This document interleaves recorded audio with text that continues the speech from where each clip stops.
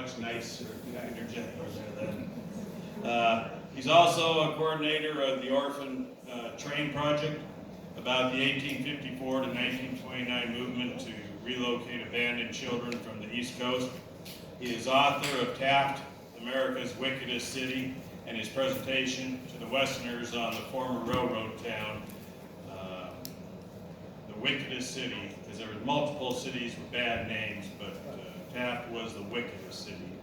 And he was here last year in April, so it was enjoyable. So we want him back to talk about Martinsdale and a very unique house and artwork that goes on there still today. So with that, John, thank you for coming.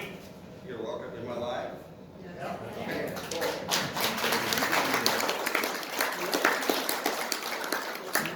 I'm going to be back here for two reasons. So I can see the screen.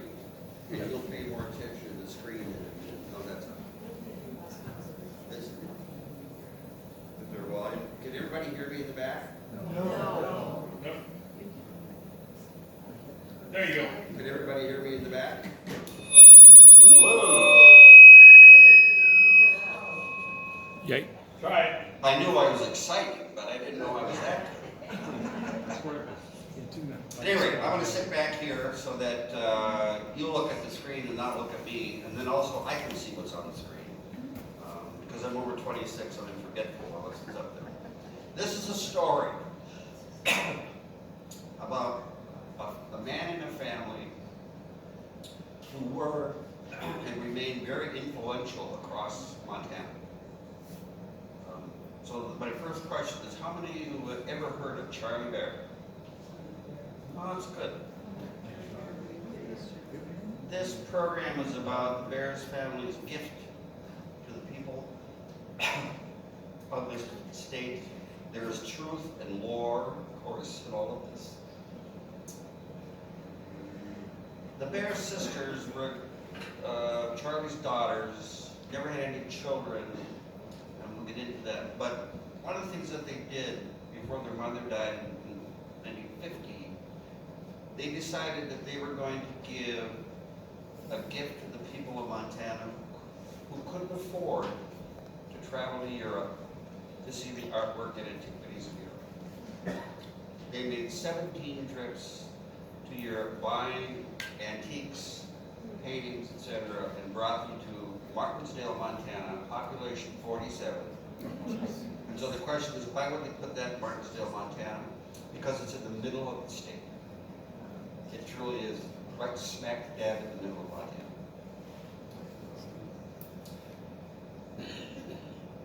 So this is the adventure we're going to go on. Here's a picture of Charley Bair and Mary Bair and their two daughters, Marguerite on the left and Alberta on the right. This picture was taken about 1915. So we're in that early 19th century, late 19th century, early 20th century period. Charley Bair was a railroad conductor. He was a sheep rancher. Kind of covered all of this. He was an oil man. He was a coal mine owner. All of those things up there are things that he did in his life that kind of enriched us all, but one thing he would never do, he never in his life drove a car. Always had a hired chauffeur. Even out on the ranch, he never drove himself. Somebody asked him one time why, and he said, I don't have time and I'm too damn scared to do it. He came to Montana from Ohio and got a job as a conductor on the Northern Pacific Railroad in 1883. He was 26 years old. Worked out of Helena to Livingston. He claimed 320 acres near Lavina, which how many of you know where Lavina is? Lavina is out in the middle of the prairie on the Muscle River, west of Harlan, or east of Harlingen, Montana, under the Desert Land Act. And he continued to buy land in that area. He stayed with the NP until 1891, and he stayed with the railroad, big money to buy land. And of course, land in Levina was dirt cheap, because you couldn't use it for much of anything at all. Certainly wasn't farming country. So one of the things that he did also, as a conductor of the railroad back in those days, they were called immigrant trains. So people were coming west in immigrant cars on the railroads. He talked to them, the immigrants on the train, the conductor, convinced them to get off the train in Livingston. Because he knew exactly where there was really a good place for them to homestead. And he had spotted the water that was a bit, on the land, blah, blah, blah, blah, blah. And many of them took the bait. So between White Sulphur Springs and Harlowton, many people homesteaded in the Little Belt Mountains and in the foothills, which led down to the Muscle River. Had a couple of years of good crops and then went broke. So Charley bought them out at a nickel on the dollar or 2 cents on the dollar. And in the Little Belt, South Slope, he ended up owning all of the water sources in those mountains. They're fairly dry, but he owns them all. So today, that ranch controls 380,000 acres of Forest Service grazing land. Because, of course, anybody can bid to acquire the grazing rights on the land. And problem is, if you get the grazing rights up there on the Forest Service, you have no access to water for your stock, because all the water is owned privately by the Bair Ranch Company. So needless to say, even today, what they pay for grazing allotments up there is not much, and they run a lot of animal units. He was no dummy. He was a good businessman in that sense. And that's part of his lore, but he was very successful. He had known Mary Jacobs in Ohio, and Mary's father refused to let Charley marry because Mary was 13 years old. So he waited until she became of age, went back in 1886, married her, settled in Helena, because Charley, as it says, Judge Billings too wild for what? One of my friends who lives in Helena, lives in the house that Charley and Mary Muzzy lived in when their oldest daughter was born. It's on Ewing Street, about a block from the depot. So one of the things that Muzzy loved were hats. And this hat cost $115 in 1910. There's a story that goes with these, and the story is today, if you visit the Bair Museum in Martinsdale, part of the museum area is their home. And there's a foyer that you walk into in the middle of the house, and the house wings out from it. And in the foyer, there's a bench. And on the bench, there are 6 women's hats. This was true when I was 10 years old, and it is true today. So if you knocked on the door, which I did often as a kid, either Marguerite or Alberta would open the door and holding a hat on her head. And if they were willing to see you, they'd say, well, hi, John, we just got home. Come on in. And if they didn't want to see you, it was, hi, John, I'm sorry, we're just leaving now. Come back later. So the hats served a purpose. This was the Bair home in Helena in 1889 on the left, and that is the home as it stands today. Marguerite Bair was born in that house.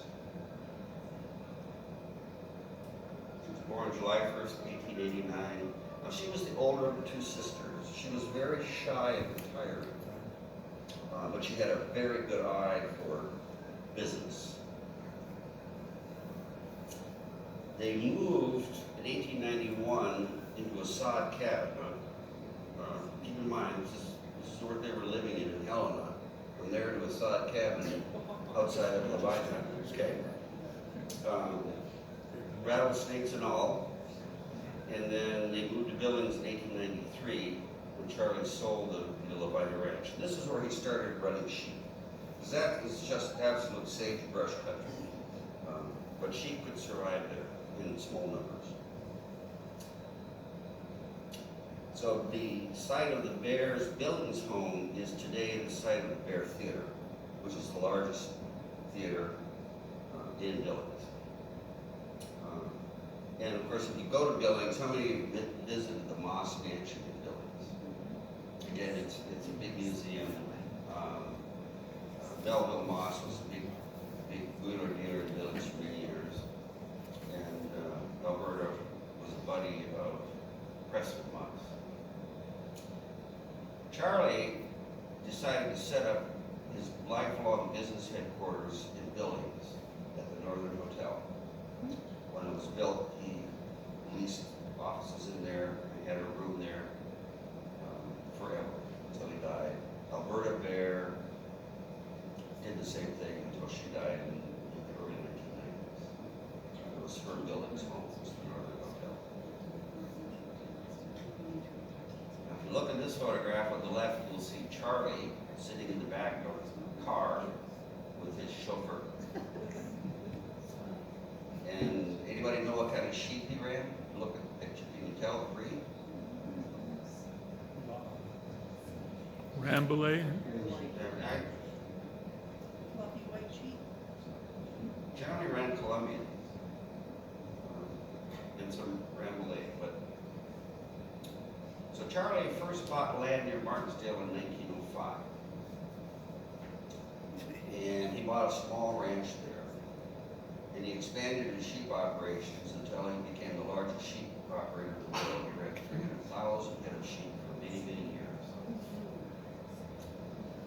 And if you look at the picture, you'll see he would drive a wagon with a team of horses, but not a car.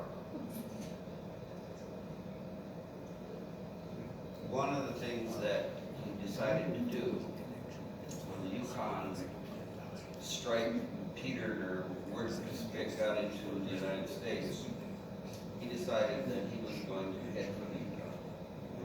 So he sold his sheep operations, gave the money to his wife, and headed for the Yukon. He worked a couple of claims that were worn out that proved very profitable. The other thing he did was he brought a new mining appliance to the Klondike.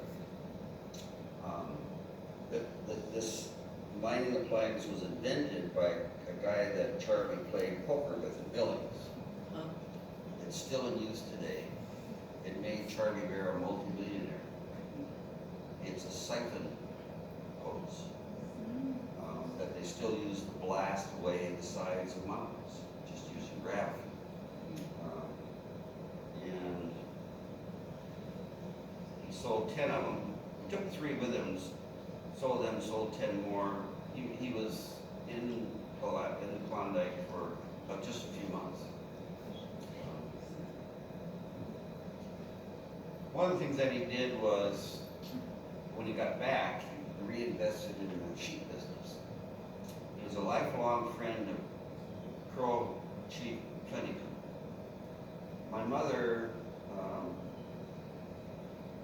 the last few years of her life, lived in an apartment complex in Helena. One of her neighbors there was a gal whose father had been the Bureau of Indian Affairs agent at Crow Agency. So she grew up with this man. But starting in 1910, Charlie leased the entire reservation. Started running his sheep. So he would run 40 to 50,000 head of sheep by rail from Martinsdale on the Milwaukee Road to crossover stations just outside of Levina, where they were put on the Great Northern Railroad and then shipped down to just south of Billings. And Charlie's sheep operation got to be so big, and there was a postcard that you could take home with you that's on your chair. This is from 1910. Now Charlie, you got to remember, he's a bit of a promoter. This is a train of 47 cars of wool just off his ranch. It was sold to woolen mills in Scotland through a broker in Boston. So this load of wool, the Shontz taken in Billings on the Burlington Route Railroad, which went from Billings down toward Denver, then across to Chicago, and across the country to Boston. And at every large town, the train stopped, and there was a big celebration, and Charley made sure that everybody knew that this was his wool from his ranch. He was one of the biggest doers in the country. But he was also not somebody who stuck his nose in the boardroom and did nothing else. He worked the ranch. And he loved fishing. And he loved being out with the sheep.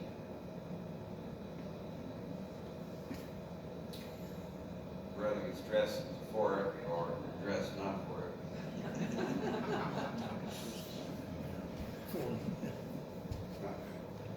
In 1906, they ran 62,000 sheep through Big Timber to the Bair Mountain Range. So right through downtown. He ran from Martinsdale to Harlowton, turning south to Big Timber, and ran east. Other Bair interests: Bair Oil Company in Bair Oil, Wyoming. Today has a population of, 66? Lee Enterprises, which owned the 5 largest daily newspapers in Montana, other than the Great Falls Tribune, for many, many decades, and still do. They own the Billings Gazette, they own the Independent Record, the Montana Standard Review, the Missoulian, and the paper in Hamilton. And all those papers now are printed in color. But at one point, they were the largest stockholders of Lee Enterprises. Owned the coal company, and then also owned the Bank of Commerce, Forsyth, and Midland National Bank of Billings, which is now, I believe, part of the First Interstate.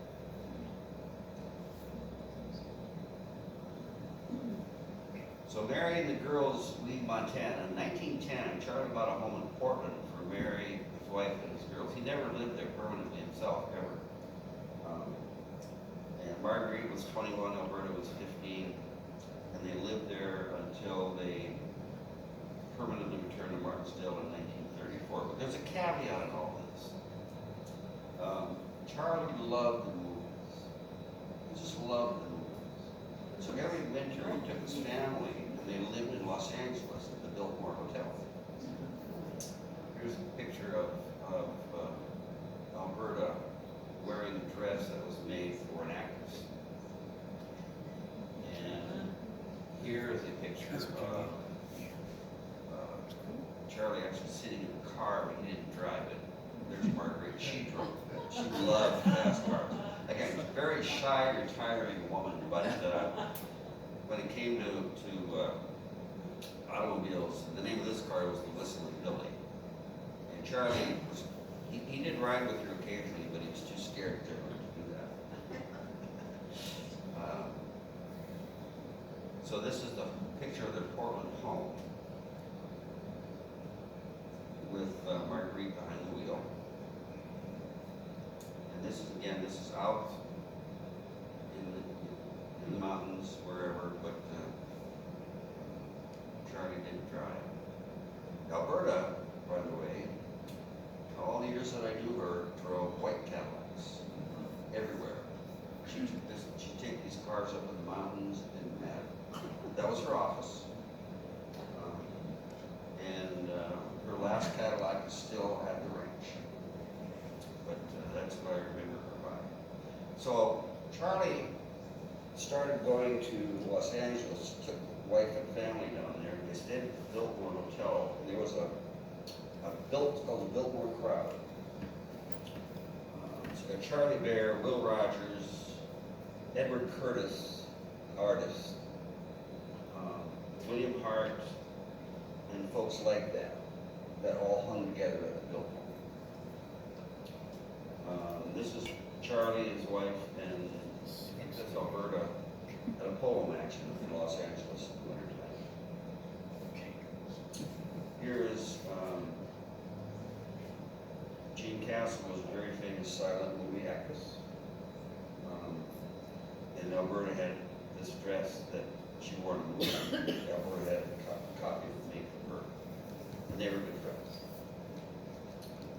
Early fishing days in California. I don't know, as big as fishing for girls, obviously staged. Will James was an author and movie star. Today, we don't really know who he is, but in his day was a very famous cowboy and writer. And he was a good friend of Charlie Russell. And he was also a good friend of Charlie Bair. This is how Charlie Bair met Charlie Russell, not in Montana, but in Los Angeles as part of the Biltmore crowd. Charlie bought land in LA that was up for tax deed sale. He always looked for land on the cheap. And the rumor was that he lost money on his investments in Los Angeles. However, in 1985, I believe it is, Alberta sold a single property for $22.8 million. Now, when you do research into the Bair world, you'll find online 3 trusts and nothing else. But the Bair Company, or one of its subsidiaries, today is the largest single landowner in downtown Los Angeles. At least that's the legend. So Charlie, when Prohibition started, he decided to beat Prohibition. He bought the entire liquor stock at the Northern Hotel and Buildings. Took it over to Martinsdale. Because you know, Prohibition was kind of interesting. You couldn't sell alcohol. You couldn't manufacture it. You couldn't distribute it. But there was no law against drinking. So when you watch these movies from back in the era, none of the people that are in the speakeasy actually get arrested because it was legal for them to consume alcohol, even during Prohibition. But anyway,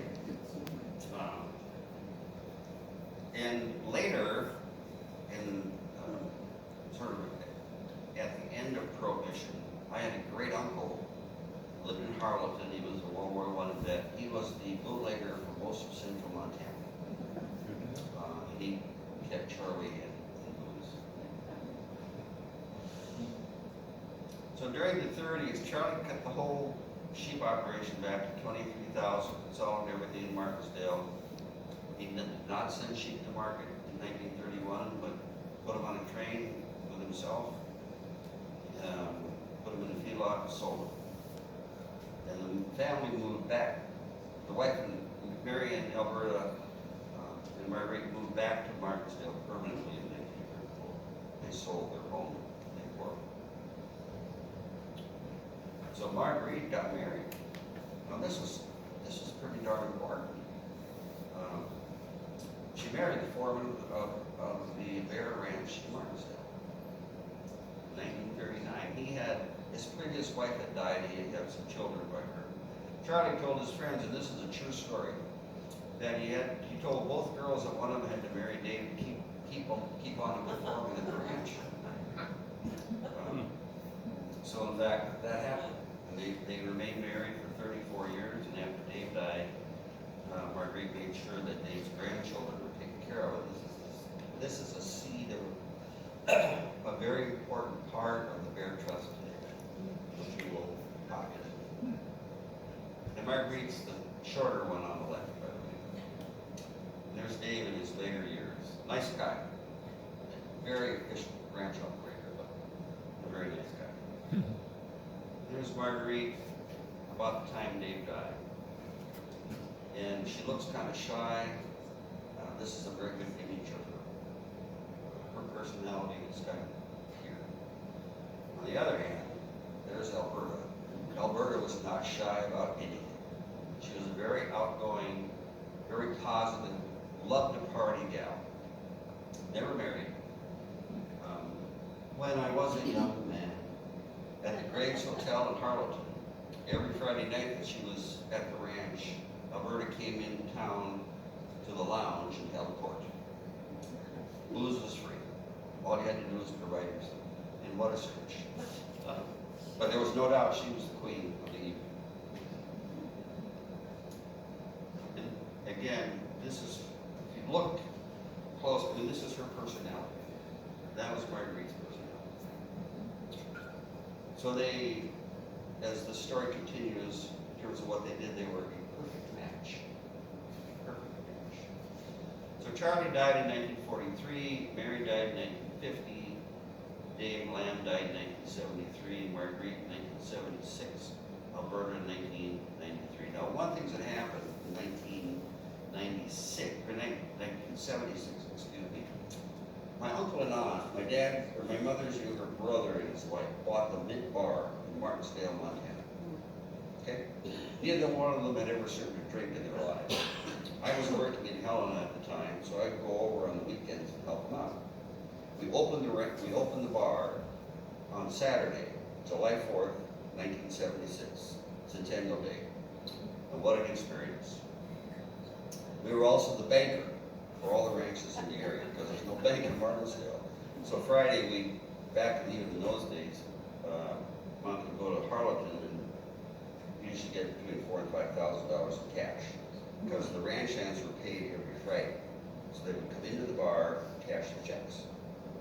So every Saturday morning, Alberta came into the bar and she asked 2 questions. Have my ranch hands paid their bar bill? And they always had. And then she would ask, any of them get into a bar fight? The answer was yes. She immediately went out to the ranch and fired them. She also refused to pay people what they were worth. So Mark County, which is where Martinsdale is served by the Job Service Program in Livingston. In 1978, they told her that they would no longer help her find help because she just wouldn't pay. So people would come, be there a month, and go. And so it was kind of a revolving door.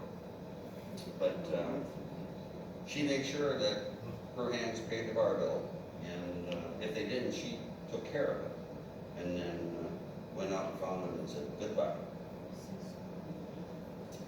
This was the original ranch at Martinsdale, the ranch home, when Charley bought it. It sits about 2 miles out of town. Across the highway from the Bair property is the 71 Ranch. 71 Ranch was founded by Wellington Rankin. Anybody know Wellington Rankin? Remember that guy? Former Attorney General of Montana. Pretty much one hell of a scoundrel. He founded the 71 Ranch by buying up 71 sections of land and putting them together in the crazy mountains. Got himself appointed as the assistant warden at the Montana State Prison, and then proceeded to populate the ranch with ranch hands from the prison. And they were all prisoners who had been found guilty of murder and condemned to die. Free labor. The rules that those men operated under were, number one, they had to wear a shirt, they had a target painted on the back. If any of them ever stepped off the ranch, they were fair game for anybody to shoot, with one exception. Once a month, they were allowed into Martinsdale to the Mint Bar, where they could have a party. And Rankin paid the bar bill. And when my uncle and aunt bought the bar, there were 2 of them still there that they were both retired. But same rule applied. They were lifers on the ranch. The Wellington, the Rankins and the Bairs did not get along. Wellington Rankin married, well, when he was Attorney General, he did a lot of workers' comp, what we call workers' comp law today. It was his private practice. And he appealed a case, a lower court decision, and the Supreme Court turned him down, and the majority opinion was written by a guy named Cooper, Associate Justice on the Montana Supreme Court. And the next election, Cooper was a Republican. The next election, 71 ranch made sure that Mr. Cooper lost the primary. Mr. Cooper's son was Gary Cooper. So when they lost the election, then they moved to a ranch out of Bozeman. But Gary was born in Helena and grew up there. So the Bears weren't particularly fond of Mr. Rankin. And of course, Mr. Rankin, particularly his wife Louise, she was the first woman to ever graduate from the University of Montana Law School of Law. And she was 24 years old when she married Bill Rankin, age 83. And the man died in bed a couple of years later. Never had any children, she got the ranch. And she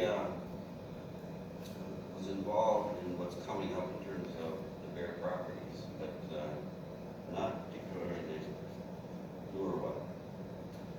So this is the, oops. Going the wrong way here.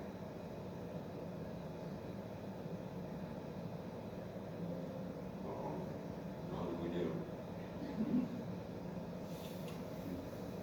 We lost our connection.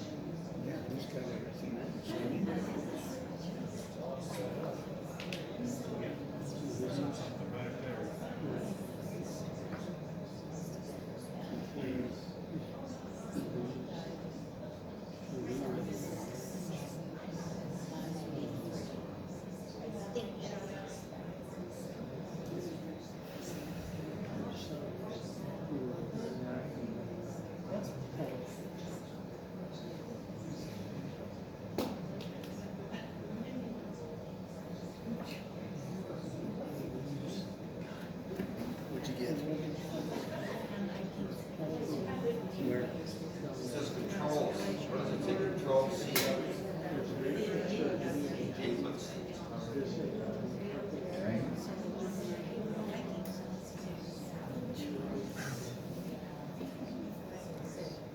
So let me just share while I'm working on some other stories Yeah.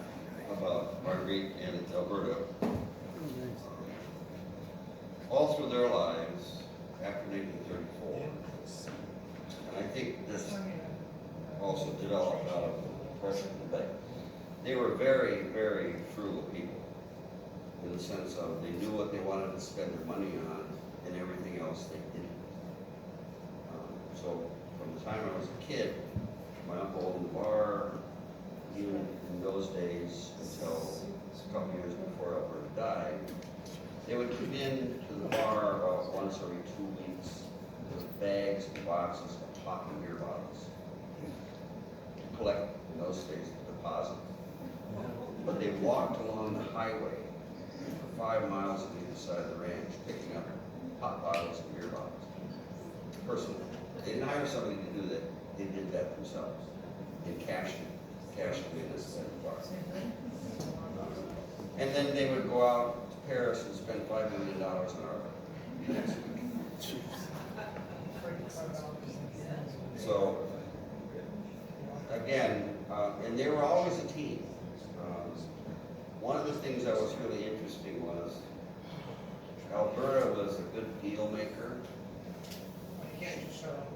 She had no eye though for what was worthwhile or worth a lot. What was it? We're gonna cut that off. Oh, go ahead. So Alberta, well, cut me off too, right? Yep. Well, I'll just speak up. How's that sound? Can you hear me in the back? Yep. Okay. So, when they bought antiques, when they did any deals, like in Paris, for example, Marguerite would go in the antique store first, by herself, And she'd look around, and if she saw something that she thought would be a good thing to take home to Martinsdale, she would leave the store. Alberta was waiting outside the door. Alberta would go in and make the deal. And they tag teamed like that for many, many, many years. It was, and whatever, and all the things that they did, they were very, very close to each other. But recognized their own personal weaknesses and their own personal strengths and used them to their collective advantage. And even dealing with deposits on beer bottles, it was, Alberta always came in and did the deal. You know, it might be $3 worth of bottles, but she was bucking for 3 1/4 always. And as we'll hopefully get back into here, one of the things that they, as I said, decided to do is still.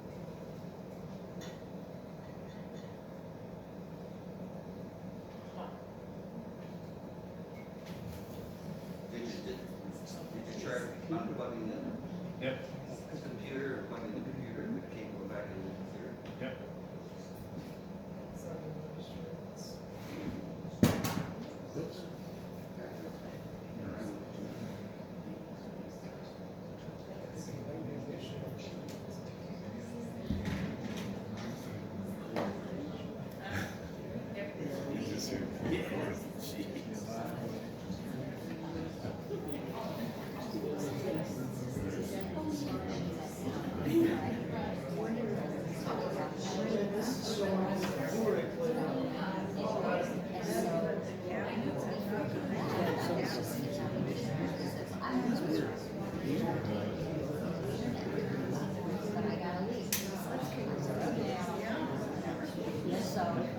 So I read the book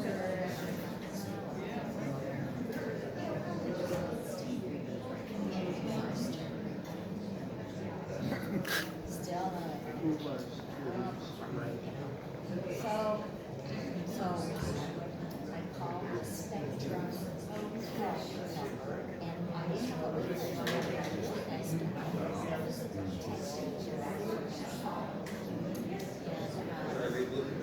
was Yes. going through all this stuff. Try that one too. Something happened.